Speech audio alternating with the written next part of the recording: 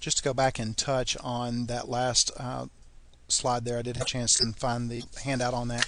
Red urine is expected for the first 2 days, so go ahead and educate your patient beforehand. Hopefully it'll stop a call back to the room to look at urine that a patient's had output, and hey nurse, what do I do with that? So go ahead and educate your patient while you're there and whenever you start that infusion.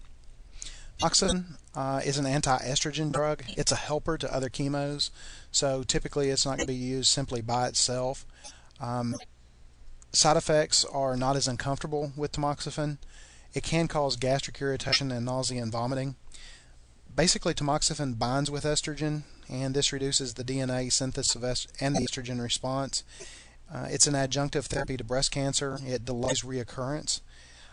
It can be palliative or adjunctive for advanced breast cancers. Prevention of breast cancers in high-risk patients is also another reported use. It can be used for treatment of ductal carcinoma in situ following breast cancer surgery or radiation.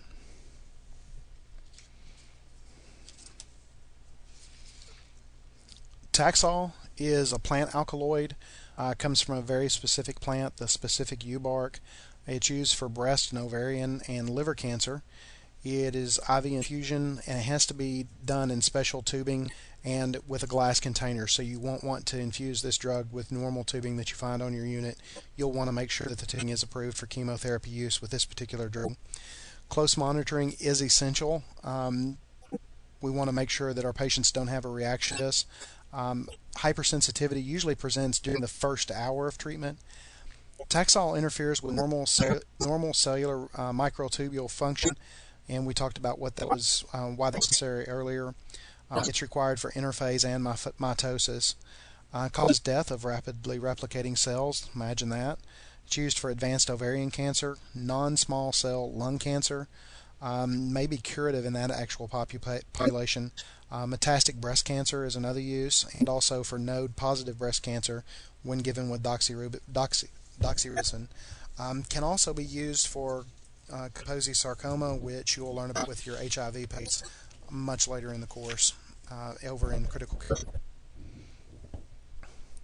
Cisplatin is an alkylating agent. It is cell cycle non-specific, so we're not really looking at where in the cell cycle this does. Guys, don't get hung up on where in the cell cycle these drugs work. You want to pay more attention to the side effects and whether or not it's a vesicant or a non-vesicant. It's always safer to assume that it is a vesicant, especially when you're using it. Make sure you're monitoring that site. Treat these drugs with respect because they will cause harm to your patient. Cisplatin is useful for lung cancer. Can be given IV push, IV infusion. It can be done intraarterially and also intraperitoneal. We need to hydrate these patients with 1 to 2 liters of fluid prior to admission. Nausea and vomiting is common with this drug. Zofran is a good choice with cisplatin, more so than some of the other antiemetics that are out there. It can be nephrotoxic.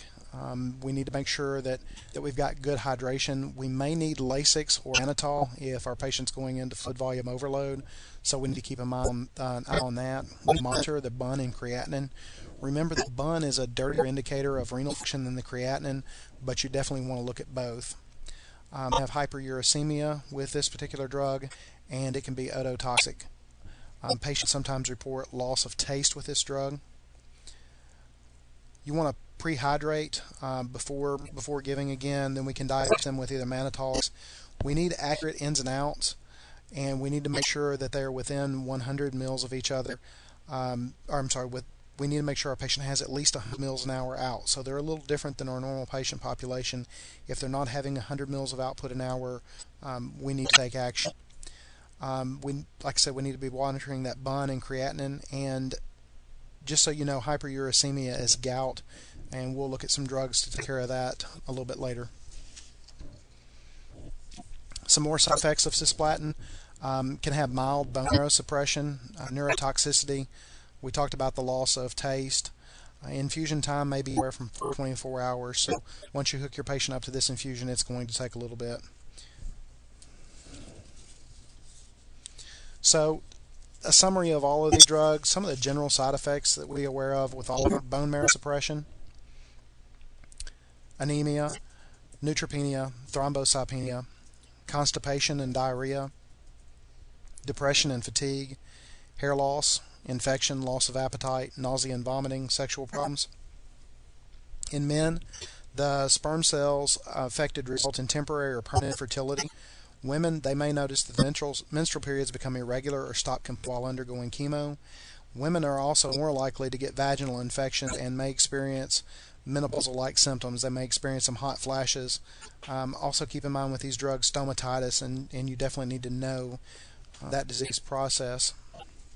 You also need to watch for opportunistic infections to take over in your patient, as their normal defenses may be less than adequate. Patients can have overgrowth of yeast, candidas. We need to be watching for these things as we provide care for our patient. We need to be monitoring the oral airway. We need to be monitoring groin, armpits, any place that's wet, moist, and warm. We need to be watching for opportunistic growth, yeast infections. Something else we need to keep in mind is as we knock at the body's natural defenses with these.